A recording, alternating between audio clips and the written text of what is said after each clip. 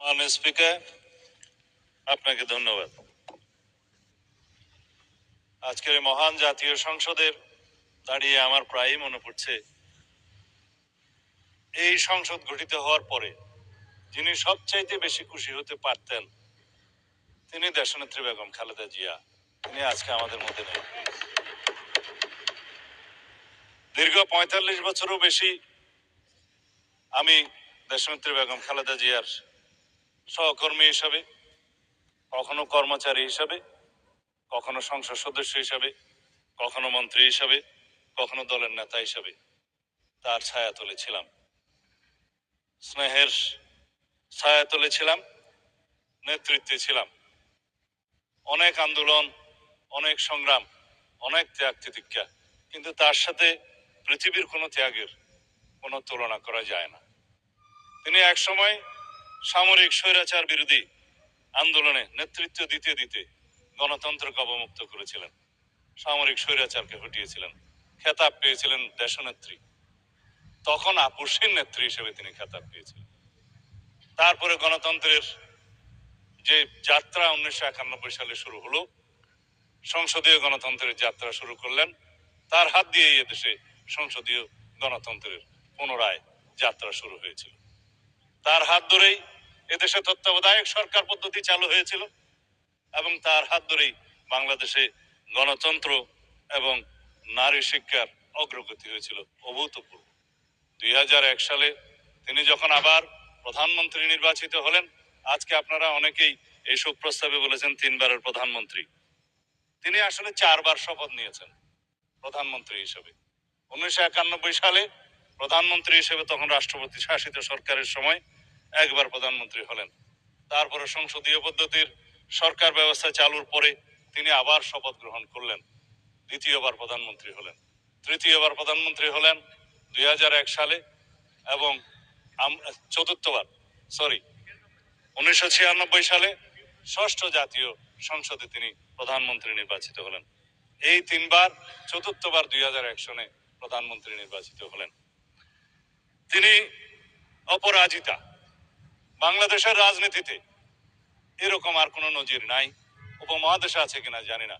যতবারই যত আসনেই তিনি নির্বাচন করেছেন ততবারই তত আসনে তিনি নির্বাচিত হয়েছেন। তিনি আপসহীন দেশনেত্রী হিসেবে খেতাব পেয়েছেন।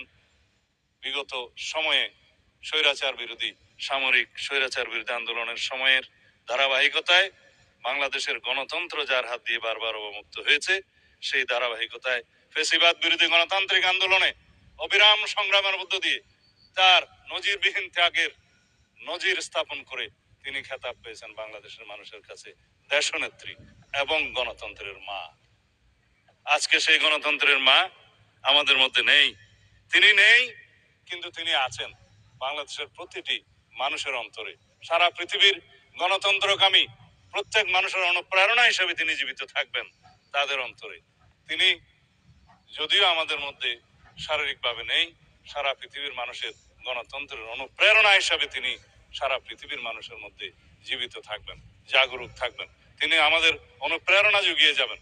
তার সেই নেতৃত্ব, গণতন্ত্রের জন্য অপরিসীম ত্যাগ এবং তার সংগ্রামের কাহিনী আজীবন বাংলাদেশের ইতিহাস যতদিন থাকবে ততদিন দেশের মানুষ স্মরণ রাখবে এবং অনুপ্রাণিত হবে। আজকে দীর্ঘ আলাপ করার সময় নেই, কিন্তু তার জীবনে নিয়ে আলাপ করতে গেলে জাতীয় সংসদের অধিবেশন একটি কেন প্রত্যেকটা অধিবেশনই যেন কম হয়ে যাবে। সুতরাং আমি আজকের এই মহান জাতীয় সংসদে, যেহেতু আমাদের দীর্ঘ 17 বছরের রক্তের উপর দাঁড়িয়ে, যেই গণতান্ত্রিক সংগ্রামের উপরে দাঁড়িয়ে শহীদের আকাঙ্ক্ষার ভিত্তিতে যে ভিত্তি নির্মাণ হয়েছে, তার ভিত্তিতে আমরা এই জাতীয় সংসদে দাঁড়িয়ে আছি। সেই জন্য আমি আজকে সময় বেশি নেব না।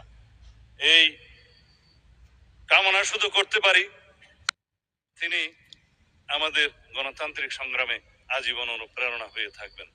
যারা দীর্ঘ 17 বছরের ধারাবাহিক সংগ্রামকে প্রত্যক্ষ করেছেন, যার ধারাবাহিকতায় 2024-এর ছাত্র গণ অভ্যুত্থান সংগঠিত হয়েছে, সেই অভ্যুত্থানের একটি বিশাল অংশ জুড়ে দেশনেত্রী বেগম খালেদা জিয়ার নেতৃত্ব আমাদেরকে অনুপ্রেরণা এবং সাহস জুগিয়েছিল। যারা জুলাই যোদ্ধা হিসেবে পরিচিত, যারা জীবিত আছেন, যারা ছাত্র গণ অভ্যুত্থানে শহীদ হয়েছেন, যাদের আকাঙ্ক্ষা এবং যাদের প্রত্যাশা, জনপ্রত্যাশা পরিপূরণ করার জন্য আমরা আজকে এই জাতীয় সংসদে আছি। আমাদের প্রত্যেকের দায়িত্ব এবং কর্তব্য হচ্ছে দেশনেত্রী বেগম খালেদা জিয়া যে বাংলাদেশ দেখতে চেয়েছিলেন, গণতন্ত্রের যে সুদৃঢ় ভিত্তি রচনা করতে চেয়েছিলেন, সেই সুদৃঢ় ভিত্তি সাম্যের ভিত্তিতে, ন্যায় বিচারের ভিত্তিতে, মানবিক মর্যাদার ভিত্তিতে সেই বৈষম্যহীন বাংলাদেশ আমাদেরকে বিনির্মাণ করতে হবে। আমরা সেই পথেই যাব। মাননীয় স্পিকার, আপনাকে আবারও ধন্যবাদ জানাই। খোদা হাফেজ। বাংলাদেশ জিন্দাবাদ। জুলাইয়ের শহীদদের প্রতি স্মরণ করতে আমি ভুলে গিয়েছিলাম, ৭১-এর শহীদদের প্রতি স্মরণ করতে ভুলে গিয়েছিলাম। আমি ক্ষমা প্রার্থনা করছি।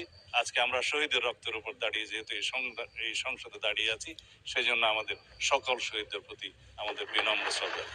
ধন্যবাদ।